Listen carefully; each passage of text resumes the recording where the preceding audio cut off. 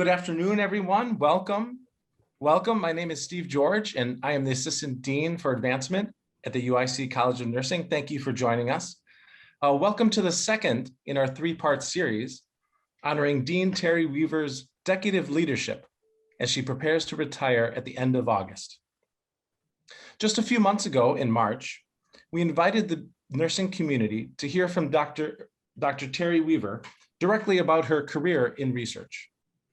Today, she joins us again, along with other esteemed nurse leaders, for a panel discussion on nursing practice and education. Given our virtual format today, I have a few brief housekeeping notes before we get going. Today, our session will be recorded. Microphones for all participants will be muted by the administrator. Please feel free to turn your video on and off as you feel comfortable. Also, feel free to use the reactions buttons, the thumbs up, the smiley face, as you see fit. We encourage you to use the chat function to message one another and let us know where you are zooming in from. We have many alumni, faculty, staff, students, and friends tuning in from Chicagoland, across the state of Illinois, across the nation, and across the globe. So please let us know where you're from, what alumni class you are in, your nursing specialty, and or where you work. Please also use the chat function to submit questions for our Q&A portion a little bit later in the program. Feel free to start submitting questions early and during the panel discussion itself. If you do submit questions for our panelists, my staff and I will field them from the chat, and I will deliver them to the moderators and panelists during the Q&A portion of today's event. And now let's get on with the program. Allow me to introduce the first of our two respected moderators for today's panel discussion, Dr. Charles Yingling. Charlie is our college's Associate Dean for Practice and Partnerships, where he oversees the college's faculty practice enterprise and our nurse-led clinic in Humboldt Park. In addition to his faculty role, Charlie maintains a practice for sexual and gender minority communities. He is a family nurse practitioner, and he aims to improve care for all those in the community. His teaching scholarship is focused on transforming nurse practitioner education to assure readiness on their first day of practice. Toward that end, Charlie was instrumental in establishing, with Erie Family Health Center, a program called Advancing Practice, a one-year postgraduate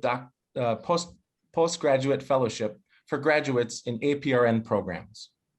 Also, Charlie is a fellow of the American Association of Nurse Practitioners and was the 2020 recipient of the college's Judith Storfjell Distinguished Practice Award. Let's welcome Charlie. Thank you so much, Steve. Thank you. Good morning, everyone, and welcome, particularly our alumni, faculty, staff, students, and guests. This panel today, Partnering for the Future of Nursing Practice and Education, is going to be very enjoyable. I'm delighted to introduce my co-moderator, a name that will be familiar to many of you, and it's not just because I won an award named after her that Steve just mentioned, Dr. Judith Storfjell. Judy is Professor Emerita at the UIC College of Nursing, where she was Associate Dean for Practice and Partnerships and also Executive Director of the Institute for Healthcare Innovation. After retiring from UIC, Loma Linda University Health in California recruited Judy to serve as Senior Vice President for Clinical Practice and Chief Nursing Officer. For decades, Judy has consulted on healthcare projects throughout the world, and she recently authored a white paper commissioned by the Robert Wood Johnson Foundation on the role of nursing in improving the health of the US population. That paper was foundational for the National Academy of Medicine's Committee on the Future of Nursing 2020 to 2030 initiative. Judy is a fellow of the American Academy of Nursing, which recognized her as an edge runner for her leadership in developing award-winning nurse-managed clinics at UIC Nursing, one of which I am in right now. In addition, Judy currently serves on the UIC College of Nursing Dean's External Advisory Board. Indeed, her contributions to building our college's practice enterprise were so notable that our award for practice excellence is named in her honor. We are so glad to have you here, Judy. Welcome.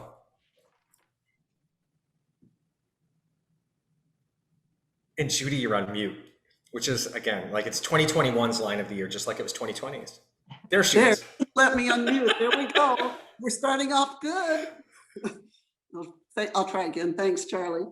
I'm honored to be here today to take part in this conversation with three really true experts in nursing practice and education.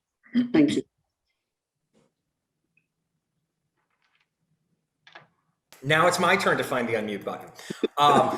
So we have three wonderful panelists with us. The first is Dr. Jane Does. Jane comes to us from Advocate Aurora Health, where she's Regional Chief Nursing Officer and System Vice President for Nursing, Education, and Professional Development. There, she oversees strategy and innovation and care delivery with a focus on operations in the Wisconsin region. Additionally, Jane leads a system-wide approach, to professional development that drives high-quality outcomes supported by research. She also leads innovative support for nursing education with a strong focus on supporting the transition to practice. Welcome, Jane, and Jane, thank you for being with us. Excited to be here, thank you. We're also delighted to welcome to the panel Dr. Marsha Prater. Marsha has served as Chief Nursing Officer at Memorial Medical Center for more than 25 years. In that role, she ensures the development and implementation of Memorial Health System's nursing strategic plan, which strengthens an already well-recognized culture of nursing excellence and supports practices that ensure high-quality outcomes for panelists, for patients, providers, in the organization. Marsha also spends significant time fostering relationships with regional academic programs to expand their ability to educate providers for the communities served by Memorial. She's a fellow of the American College of Healthcare Executives and holds ANCC certification as a Nurse Executive Advanced.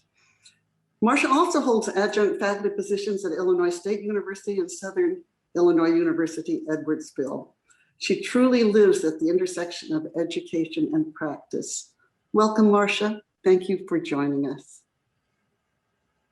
Thank you for having me. It's a privilege to be a part of this fine panel and to talk about this subject today. Thank you, Marsha.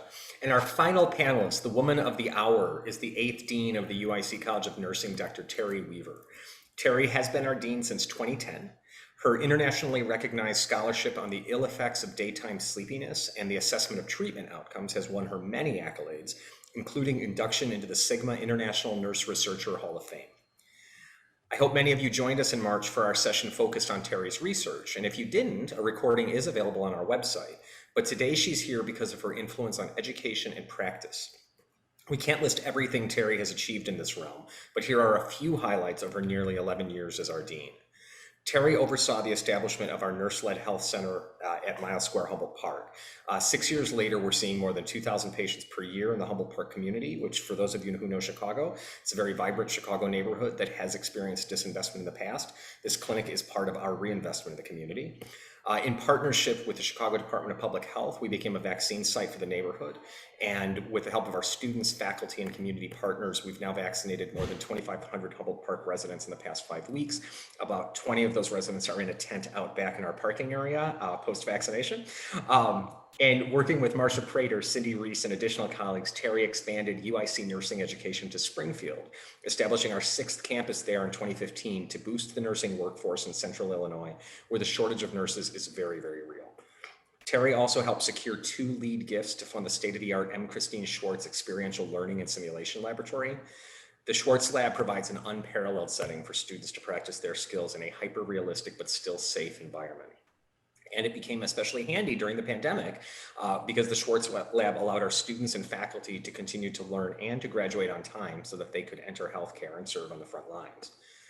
Terri's influence has been felt around the world. Through collaborations she's facilitated in India and Rwanda, both countries have developed sustainable programs to increase and improve their capacity to educate skilled nurses on a national scale. Her academic leadership has been recognized by the American Association of Colleges of Nursing, where she recently concluded her 2nd term on the board of directors. Terri, I would love to go on, and I will, but we'll move into the panel. So thank you for being here, Terri. We couldn't be more pleased to be recognizing your academic leadership today. Thank you, Charlie. This is a terrific way to really celebrate this event, and I'm really excited about the discussion.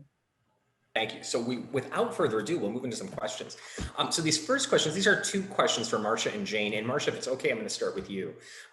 We really want to get your perspective from the healthcare system and the industry perspective. And Jane, I'll be asking you the same questions so you can prepare your answers as I read them. But one of the first things we want to know is, what are the top 3 benefits in your eyes to your organization, Marsha, to Memorial, that have come to fruition as a result of your partnership with nursing colleges and schools? And then kind of following from that, we'd love to hear about how you've collaborated specifically with Terri and the UIC College of Nursing, where, you know, in Springfield and in central part of the state. Sure, happy to tell our story. And I'm very excited that Dr. Cook also was able to join us today, because between Dr. Susan Cook and Dr. Terri Weaver and myself, we went through a very short meeting where we all decided to change the world. And within, at least in Springfield, Illinois, and within about 2 years, we were able to go from concept of let's start another regional campus and expand the nursing workforce in central Illinois, which badly needs it.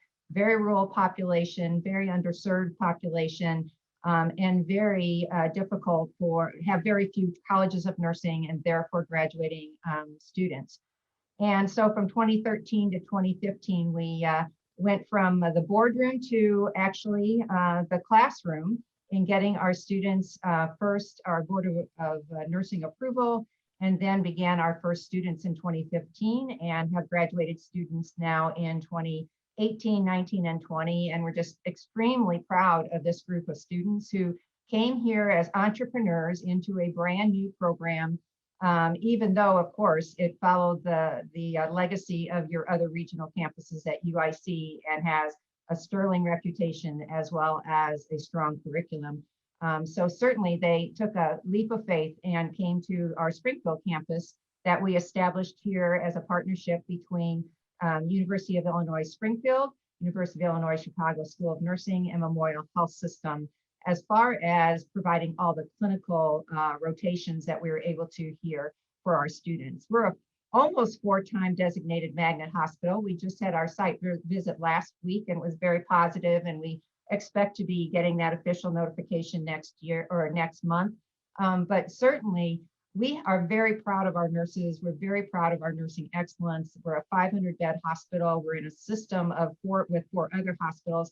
So we are very excited about having top-notch nursing education right here in central Illinois, so that we can expand the workforce and the pipeline for nurses. That goes right into what our second benefit is, and that is it enables Memorial to achieve our vision and to achieve our mission, which is to improve the health of the people and communities we serve. That cannot be done without a strong nursing workforce. It starts with nurses with the highest or the largest healthcare group of providers.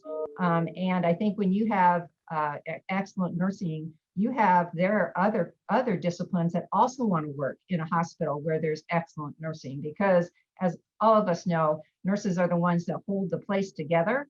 We are the glue that keeps the interdisciplinary team working in partnership with our patients and our communities to ensure that their needs are being kept or being met. And then finally, I think as my third benefit for the organization, this was a little bit selfish on my part, but I felt it was an opportunity for Memorial Health System. We're 121 years old, and I felt it was an opportunity for Memorial and myself personally to give back to our profession. There was no better way than to continue to strengthen the nursing workforce in Central Illinois through the financial support that we've given UIC, through our reputational partnership with them and with UIS and Dr. Cook's direction. We wanted to give back to the profession and ensure that the legacy of nursing excellence in this region continues to grow and expand in the future. So I'd say those were really our 3: increase our pipeline so that we can hire more nurses, meet our achievement as our mission as to improve health, and also just to give back professionally to nursing so that my organization and myself could devote our time, energy, and resources to enabling this expansion of nursing education in Central Illinois. Thank you so much, Marsha. And congratulations on the hopefully successful magnet recertification. So Jane, I'm going to ask you the same questions from the Advocate Aurora perspective. And I'll just repeat just for the benefit of the audience, in terms of what you see as the top 3 benefits to Advocate Aurora that come from these academic practice partnerships. And then if you could just talk a bit about the areas specifically where you've collaborated with Terri and the UIC College of Nursing. Sure. So I think some background might be in order. I moved to Chicago just 5 years ago. So I spent my entire career in Cleveland, where I was the chief nursing officer at University Hospital. So I was always used to a really strong academic relationship with Francis Wayne Bolton and Case Western. And so when I moved to Chicago, it was a different paradigm for me. Advocate Aurora was a large system. We had 10 of our 12 hospitals were magnet, but we weren't necessarily an academic hospital. And one of the first things I did when I got here was to really seek out those academic partners. And what was important to me was, because when I was back in Cleveland, we worked really closely on some Robert Wood Johnson grants, et cetera. But when I first met Terri, I'm like, it was like this whole world opened up to me that, that there is this interest in partnering, not just with the academics, but really with strong organizations throughout the Chicagoland area. So I immediately made that connection with Terri and her team, and really it never looked back. So when you really think about that academic and practice partnership, I think it's critical, because really as practice, we have the ability to influence the academic side. Terri involved me early on with some of the curriculum changes, because our world is changing so quickly now, and academic doesn't always keep up with practice, because practice sometimes doesn't know what it wants to do either, because things are always changing. And I think this last year is a really good example of that. Even just this last year, we said, we can't have students in, it's COVID, we don't know what to do. Well, we learned that, we can have students back, because if you don't have that partnership with academics, you really are cutting off that pipeline. So exactly what Marsha said was that having this partnership with academics really just isn't about influencing the future of practice with academics, but really it's our pipeline. And I see the pipeline as 2 different things. Those new graduates that I just love to take in, and you mold them and make them yours, and you help, take what they've learned and expand on it with that transition to practice and your residency programs, but also as an opportunity to really help those nurses who want to continue to grow. And that is I believe, our obligation in the profession, that partnering with UIC and their programs is really incredible. But I think practice, another partnership is that we have to be in sync with really what's happened with these constant demands. And it really has been a breath of fresh air working with UIC, because Terri and her team really stayed on top of things. They're willing to change, they're willing to listen. But, the last thing I want to say is that it just isn't about, I'm very inpatient focused, and I have learned that I have to change my world too, that this partnership with Terri and seeing what they've done in the community, and even Charlie, those programs, it's just more than that traditional pipeline to inpatient, but really what's our role in the continuum? And I think that having that partnership with academics really expands upon the continuum, so that nurses can go into different parts of the environment and work. Even Terri's work with the prison systems, you don't usually think about that. It's just another unique environment.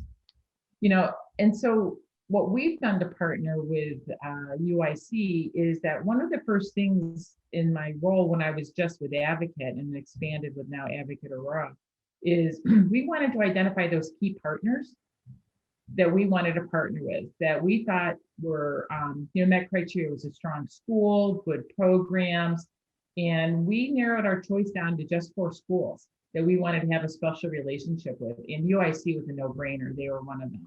Just the quality of the program, what they were able to offer, their focus on diversity, equity, and inclusion is a really big priority for us. And so we are now one of our, UIC is one of our first preferred partners. We try to give UIC as much clinical space as we can, although Kate Vincent probably says, oh, not enough. But we try to give as much clinical exposure. And then also, COVID did interrupt a lot of our plans, but I do want to continue opportunities with UIC, particularly in terms of dedicated cohorts of MSN or DNP students as we move forward. So it really has been a great journey for these 5 years, and just the impact of Terri alone and my role here in the last 5 years has been incredible as I can roll it out to Advocate Aurora. Thank you so much, Jane. I love hearing someone sing the praises of academic practice partnerships, because both you and Marsha, you hit those key points that what we're doing in academia is meaningless without that input and guidance, frankly, from our practice partners who live in the real world. Not that we're not living in the real world, but in our ivory tower of nursing knowledge, sometimes we forget that it's not exactly the way it is at Advocate Aurora or Memorial. With that, I'm going to actually pass it to Judy for the next questions. Well, and before we go on that, one thing I learned from Marsha and Jane was it's a two-way street. Yeah. So practice is keeping academia current, and academia is helping practice stay ahead of the game. Mm-hmm. So we need each other very badly. I've always had one foot in both, and so I don't know where I'm going, but I've never perceived you to be aimless, Judy. I'm trying. Okay, well, I do think that also learning, having students in any environment is vibrant, and it energizes our current nursing staff. And I think that is really important. Especially the newer generation is so focused on learning and developing, that I think that just by having students there, it enables them to learn every day from the students, the questions they ask, the information they bring, the projects they undertake. So I do think that, again, a benefit of organizations, as Jane said, is really, it enables us to have vibrant practice environments that really encourage nurses, that the clinical practice role is an important role in our organizations and in our health system. And I just want to add something to that. One of the things I've had to really focus on is embracing the new grad. That was not something that was really well bought into at Advocate, and the nice thing, and Marsha might see this differently in Springfield, with Chicago being a big city, they could be a little bit more selective in who they hire. They want the experienced nurse, you want the experienced nurse. And I'm like, no, you want the new grads. They're, I mean, they bring so much more, not that the experienced nurse doesn't, the new grads should be embraced. They have great ideas. It's your opportunity to really make them yours. And I think we're seeing that change a little bit, and that's why you need these partnerships with UIC, so you can embrace the new grads. Can I hijack your time, Judy, and just pass a question to Marsha, if that's okay? Only because you both brought something up about new graduates. And it's something I've heard anecdotally, Marsha, around our residents of Chicago applying for the Springfield campus, being admitted and staying. And I'm just wondering, is this something that you've observed, that sort of migration out of the city into the central part of the state? Or is that just a handful? That's probably not as many as I'd like, but yes, it takes a few to get started. And I think some of our graduates that came from Chicago that went to the UIC campus down here in Springfield have stayed with us and have loved a different way of life. It certainly is. But still fantastic clinical, multi-specialty, high acuity patient care in our hospital systems down here. We have a medical school next door.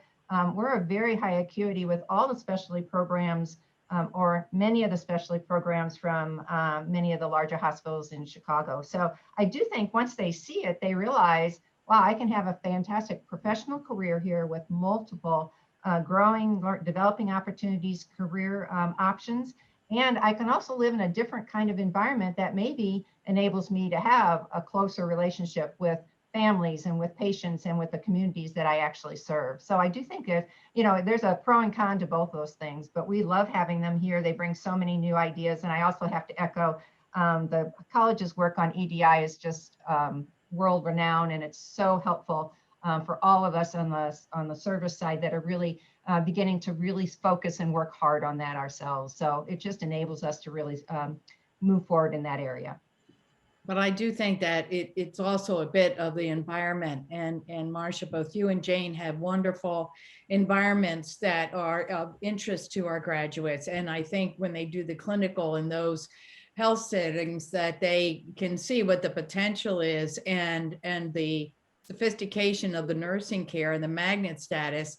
And I think that, again, it's about the partnership, and they want to be there.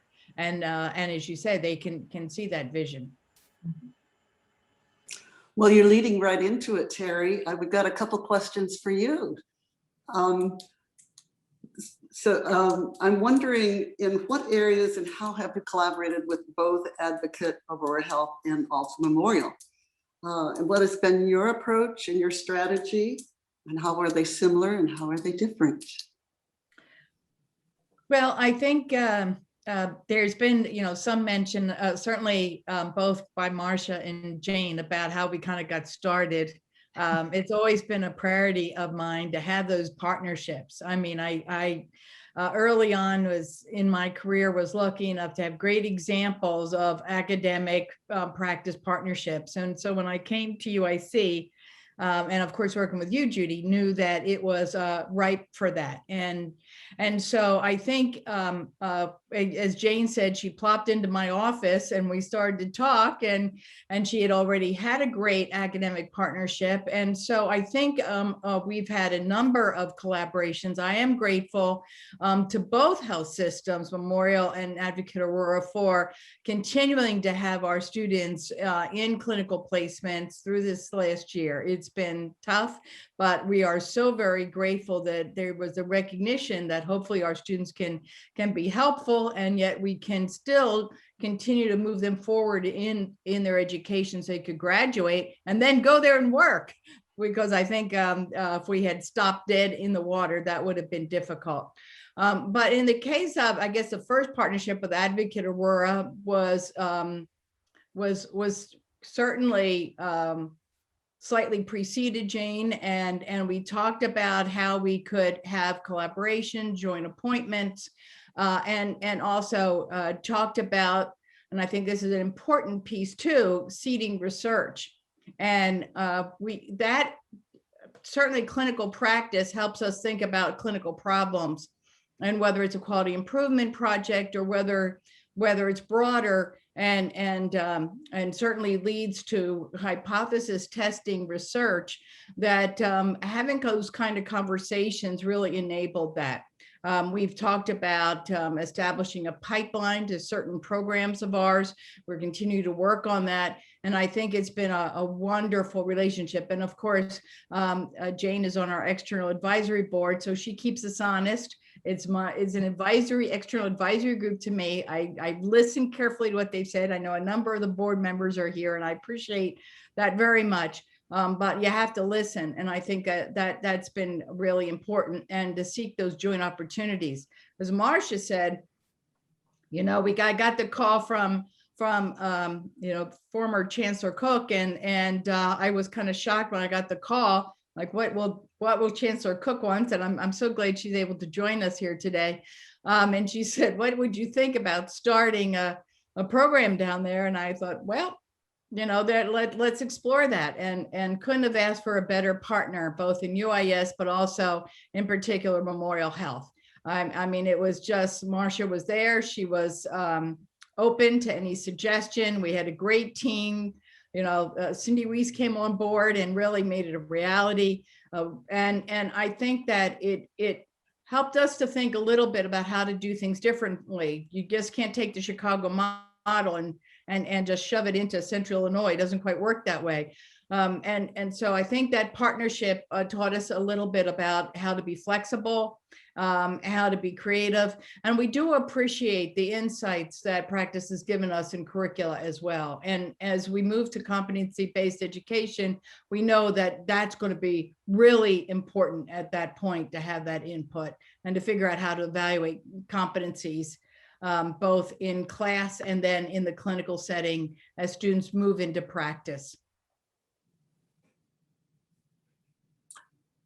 Jane and Marsha, I'm going to put you on the spot to see if you have any reactions to that, or things that she triggered some thoughts and memories of yours. I think every health system is different, but we're all nurses. We all are in the same discipline. We want to do good for the patients and the communities we serve. And I think we're all, I think nurses are great partners. I think they have a fundamental value around teamwork and partnership and being better together. And I think that serves well whenever I have had conversations and meetings with other academic programs in this region. I think everyone is looking to do what's right for our communities and the citizens that we serve. So I have found all of my academic partnerships, but certainly the one with UIC and Terri to be very rewarding, as well as pretty easy, other than the fact you need resources, which is always difficult to find. But the concept of working together on something is really so fundamental to, I think, nurses and our value system, that I have found my academic partnerships to be fun, engaging, and really easy when I compare it to all the other things that I do in my work. I think the other thing that I found a benefit was that, just personally, and to be very selfish, I learned a lot about Springfield. I'm not from these parts originally, and so I've learned a lot about Illinois, and having all these different campuses enabled me to travel throughout the state, and I've learned a lot, and that was great. And Marsha was part of that. The support that we've received by both Memorial and Advocate Aurora has been phenomenal, and that's really helps us to move forward. But it was exciting to learn about nursing needs in Central Illinois. What do we need to do? Both in terms of just general support and ideas, but also physical support in helping to build our labs and do other things enabled us to grow. Yeah, I just want to, concur 100% with what Marsha and Terri said. And I think I'm stating the obvious here when I say that practice and academics need each other to thrive. We can't succeed without each other. And, Judy, it is a two-way street.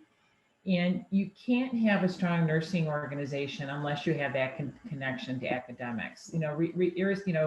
You need that, because you yourself, your practice will not grow, your organization will not grow unless you're being constantly channeled either by new nurses coming in, or that partnership with having opportunities to do research or theses or additional projects through DNP and masters with those programs. It just makes you a better organization. And without that, I don't think that you would really thrive or flourish. And the other thing I want to highlight is Terry's comment on the competency-based model. When she first told me, was it 2 or 3 years ago, that academics was moving to competency-based, I actually smiled. It was just like, to me, that's where we need to go. And it really is a big step in really being more aligned with where I believe nursing practice is heading. And that competency model from academics applies to practice, and what applies in practice applies to academics. And so it really, to me, just makes us stronger together.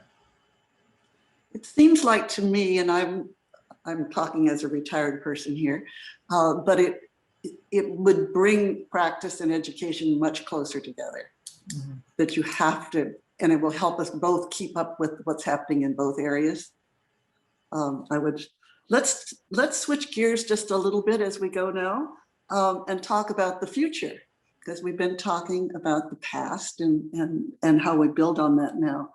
So what do you see? Let's start with Jane. What do you see as cutting edge innovation areas for nursing partnerships and collaboration in the future, in addition to competency-based education?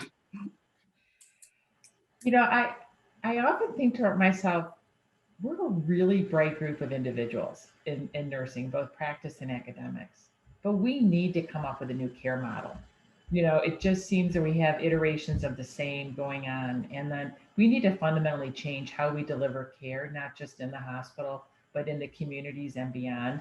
And I think nursing is the one to help lead that innovation. And I think that the pandemic helped with that, but this was preceding that we need to demonstrate our value and be out there and lead how we can provide a whole new model of healthcare. So I think that's something that we need to focus on, but also incorporating patient-centered care, the whole social determinants. I think those are just essential to really what nursing is and what nursing is about.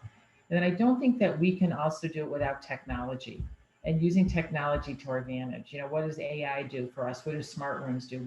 How can technology help us in the future? So that's what I would focus on, is really what is the new care model, both inpatient and outpatient. You know, how do we continue to incorporate patient-centeredness, the social determinants, and what the role of technology will be? Whole person care. Mhm. Marsha, do you have anything to add to that? I think Jane took the two big ones, which is technology, and number one is care model and delivery of care in a new world that we're living in today. And I would also say that I'm personally want to see us work more closely together on the early career nurses. They have been through so much in the last few years with so many changes, and then the pandemic. Certainly mental health is a huge issue for all of our nursing staff, no matter what setting they've been in the last year. I really think this is going to open a huge opportunity and window for new research and scholarly work around the nursing workforce. And how do we maintain our nurses within our profession and ensure that they're healthy while they're doing it? So I think those areas are really top of mind in my organization right now. Is, you know, we've always said, sure, we're supportive of our nurses. We have programs for them. But I think it's going to have to be a much stronger, more visible, and actually enculturated model of support, mental health support, and emotional support, and professional support for our nursing staff to help them get through what this next, I would say, 5 years is going to look like, because the change is only going to continue, and the impact on people personally and professionally has been quite astounding in the last year.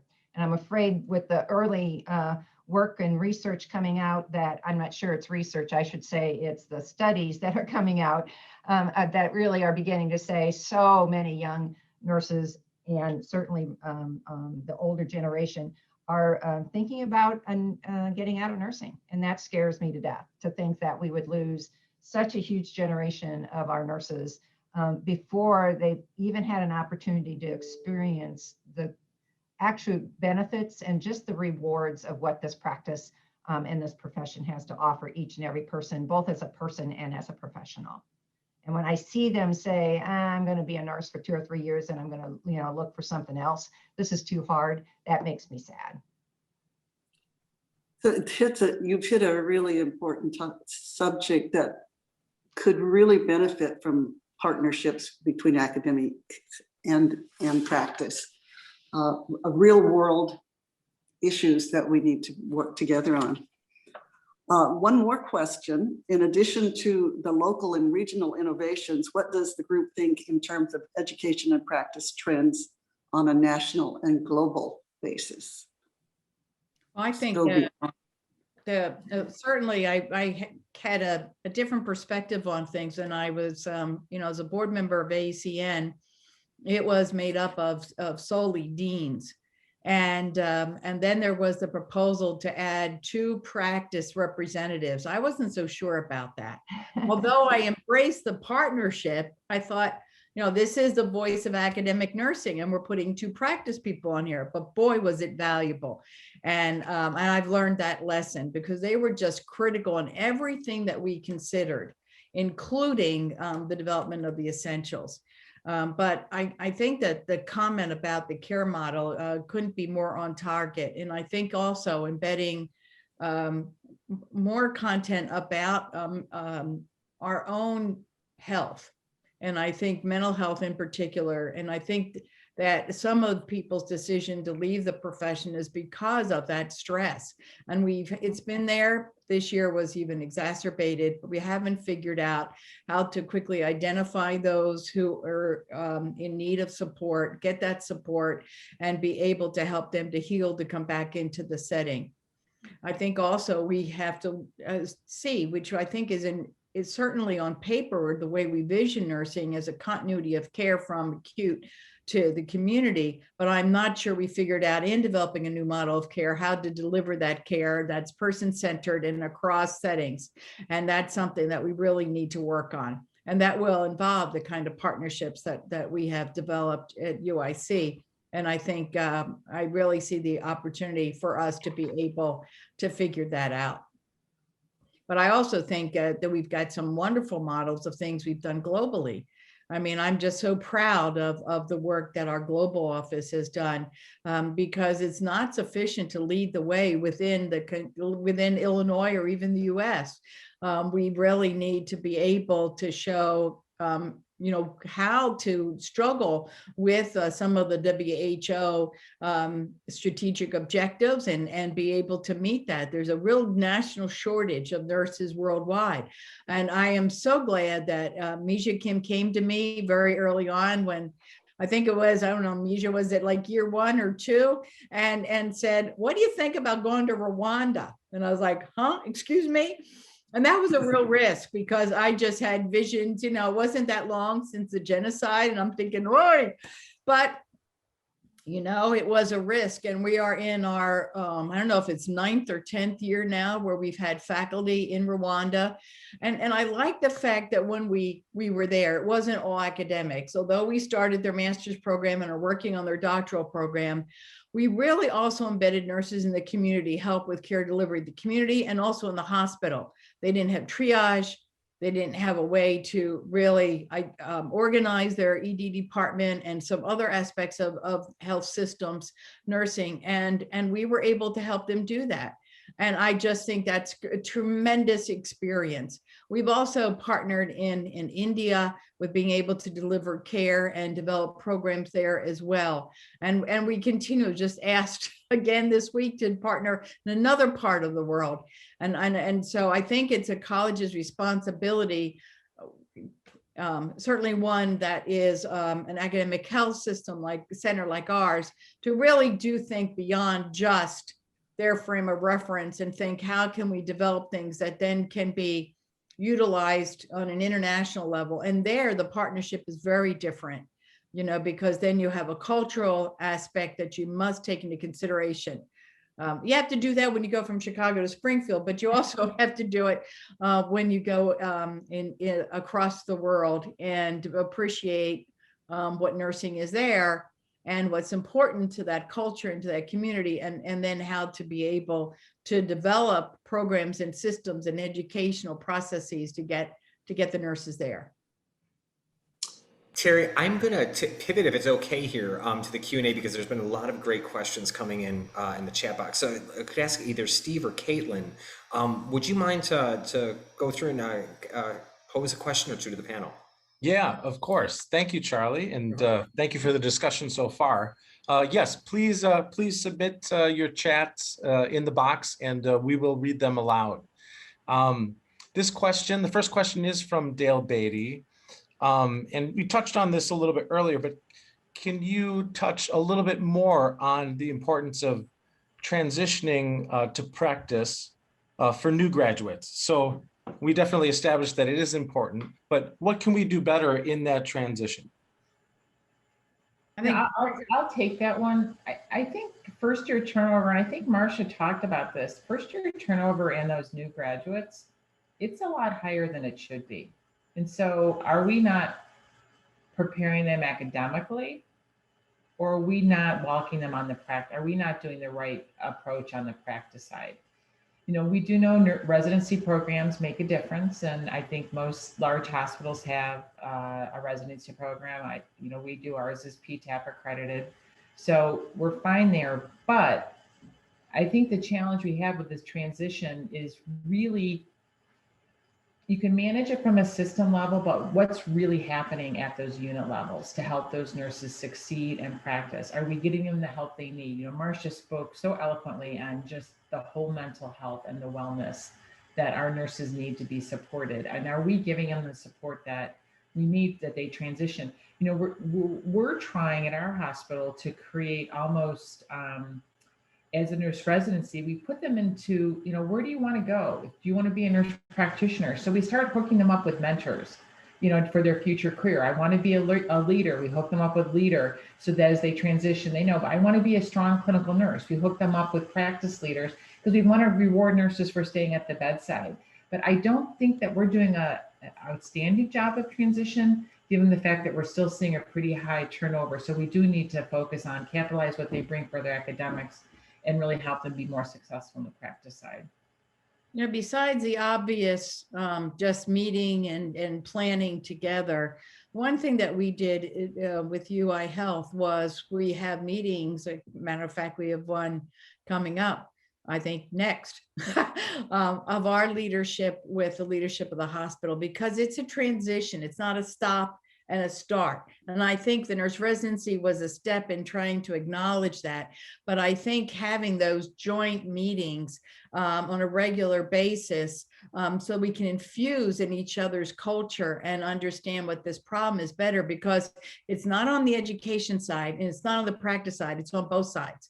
And until we're able to create that bridge so that they will be successful in the clinical setting, I think we've got a ways to go there. So I think the new ERA report that AECN published was for academic practice partnerships, a step in that direction, but I think we need so much more. So we're even thinking about seating each other's committees, because I think the more integration, the better to try to work on this problem. Okay, we have another question. This is from Ann Scott Bluen. How will digital innovations mentioned by the panelists be incorporated further into nursing education? Well, I think we have learned a lot this year about what we can do, both in delivery of education and the use of technology, as Jane said, and we've got to use that more. We got to embrace that and use it to think about how can we be inventive. Because we talk about innovation, but I don't know that we talk about being inventive. And we have to be able to then utilize these tools to think about how having a digital world with capacity to reach through telehealth and other means so many patients, how can we capture that to then build that care delivery model? And I think nurses have not been the best of embracing the cutting edge of technology, but there's a lot out there that we could use that I think could be positive with care. Unfortunately, a lot of it also is costly, but we've got to figure out how to take the best pieces of that for identifying patient problems and then figuring out how to use that to get to patients where patients are. Yeah, I would say that, one of the things I'm proudest of about our profession is that we're a presence-based profession. It's about a person-to-person relationship through which the nurse cares for patients and families and communities. But I think we're challenged to have a balance there, that people, our nursing staff and our nurses, as they evolve now in the next generation, really begin to understand, how do you do that with technology? How do you have that same sense of a presence with patients when you're 200 miles away? The whole telehealth methodology, it's very different. It's a different feel. We've all experienced it this last year with distance learning and distance conferences and different lunch breaks. It's been very different, and you have to get used to it when you've been such a relationship-based person working in a relationship-based profession. I think it's really, you have to grow and learn through that. So I hope that our students begin to get more information and more practice within that realm, so that when they do come out and get into practice, they at least can feel how to do their profession in a different way than person to person or face to face. Because I do think that's really important. Our nurses really struggled with talking to families about very critical, difficult situations when families couldn't be here to visit. And I think that was something that was brand new. It was something that was like, wow, how am I a nurse to that family if they can't be here with me with this patient? So I really, I think it's this, again, another opportunity from this year that going forward, I think is going to be a huge component of our practice, that we're going to have to embrace digital technology and how we enable our values and our philosophy as professionals to come forward through a different medium. Great. I want to add something to that, Steve, only because I keep repeating it after I learned it from Judy Hicks, who's with us today, is this line, move the data, not the people. And you hit it, Marsha and Terry, that for so long, the data we need to provide nursing care, be it a blood pressure, be it a mental health assessment, the only way we could get it was if you were sitting right across from me. And we finally sort of opened up to this idea that we can get that data to provide that nursing care when the patient's at home. Mm-hmm. And I'll highlight just one of our really exciting DNP projects right now, America Carrillo, who's one of our about to graduate FNP students, working with Dr. Susan Walsh in our PEDS program, set up a model where the nurse practitioner student is physically located at one of our partner schools with a laptop with a connected stethoscope and a connected otoscope, and the NP preceptor is somewhere else, could be in another country, could be on campus, but that student is able, the nurse practitioner student is able to do school physicals and wellness screenings with the support of a preceptor who's not physically with them. And this is not an expensive undertaking, but it's not something that we necessarily considered possible a year and a half ago. So I just that the data is moving and the people are staying where they belong, in school. So I'm sorry, Steve, I will let you. No, that's great. That's a great, the next question was, from Pat Lewis, talking about, asking to talk a bit more about new practice models, and you just did that. So that's perfect. But let's move on to this question from Sheila Tulu in Botswana. With the looming global shortage of nurses and midwives and the resultant brain drain from developing countries, what collaboration models do you envisage for equity in universal healthcare, UHC? I think that's what she means.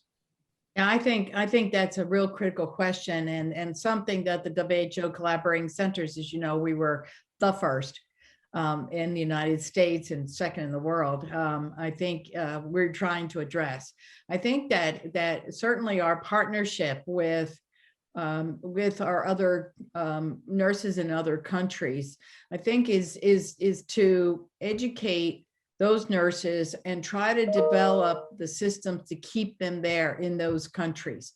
I think, and making sure that there are educational programs for them to be able to advance, which is something I think that's attractive to leaving that country and going to another country. Also, I think working with a policy in the climate to make sure that nurses can be independent practitioners, maybe in some countries, not in the sense that we think about nurse practitioners, but at least to be able to voice concern over a clinical problem and be able to address it and not be restricted in the ability to do that. So I think the extent to which we can work with other countries on that, I think is going to be critically important to keeping nurses where we're in their country and delivering the care, and not be wooed to other countries because they're able to do that or because they can enhance their education. Any other thoughts on that? There's a question in the chat from Susan Corbridge about policy. I know Terry mentioned that on a global scale, but maybe we'll make this the final question. What can you expound on how we can further improve policy work through academic practice partnerships?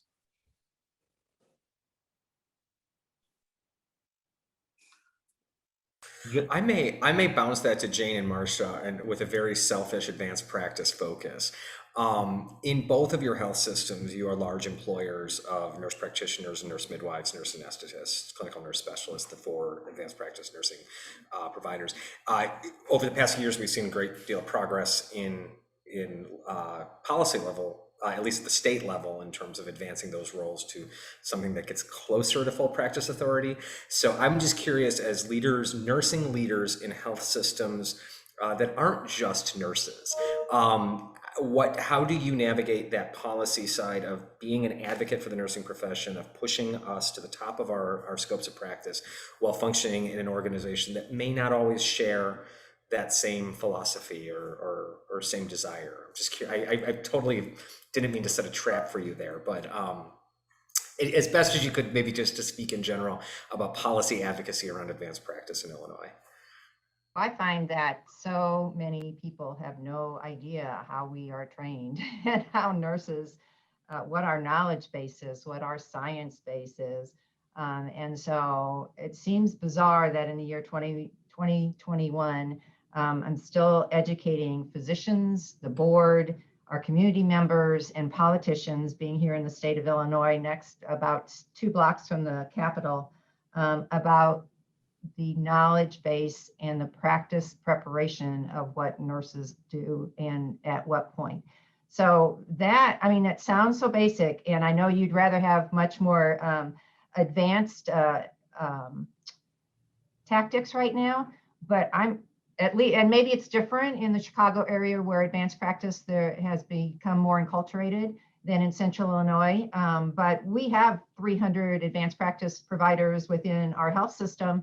And so they're there, but how our physicians and our other members of the organization understand what they can do and their strengths and what they bring in that role is really very, very minimal. And unfortunately, that's where I spend a lot of my time, is just knowledge development of folks. So they really appreciate that. Yeah, Carol, I do want to support Marsha said. If they don't believe you, it's our job. If they don't understand what nursing can do, it's our job to make them understand, you know? And so as Marsha said, we are constantly educated, but we're very fortunate. We have a very strong, we have an entire group of nurses that really are our Nurse Advocacy Council.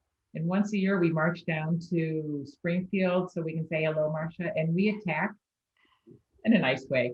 You know, we go to our council people and we got, you know, help them understand what the Nurse Practice Act was, promoting legislation that promotes nursing. And I do think it's effective. I think when those legislators see nurses coming up to them and just advocating, it makes a big difference. And I think it was, you know, we did get a big change 3 years ago in Illinois, but we have a long way to go. So it's just never ending. Education and advocacy and promoting what nursing can and should be able to do. And I think we do it not only in the state level, but national level. Every year, I know that different organizations make sure that visits on the Hill are really important.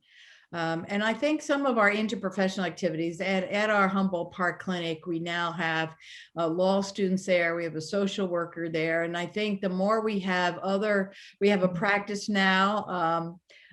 Celeste Schultz has just started on Monday in the College of Dentistry, where she's doing the pre-op physicals for the kids who are going to have dental surgery.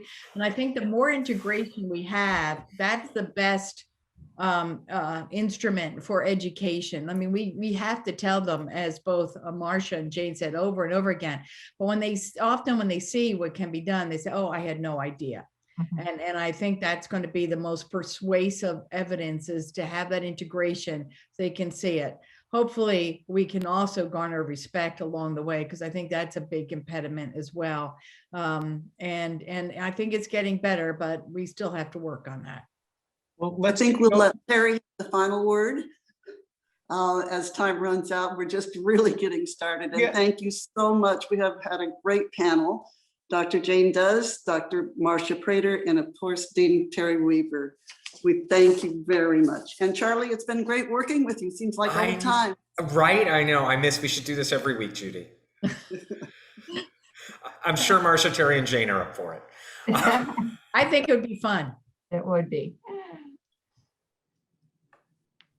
So I'll pass back to Steve, I think, just to kind of wind us down. We have 1 minute left. Yeah, of course. Yeah, wonderful discussion. Let's give another virtual round of applause to our excellent moderators, Judy and Charlie, and of course our panelists, Terri, Marsha, and Jane. A few items before you go. A reminder that this recording of the event will be available on our website in the coming weeks, so please share it with your colleagues. It'll be posted to go.uic.edu/Decade of Leadership.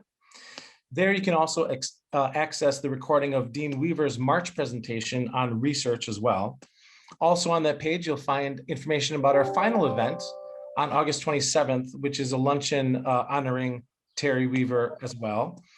2 additional events coming up in May and June include our On Duty series with Brian Stuhulik, CNO of Lurie Children's Hospital, coming up on May 26th.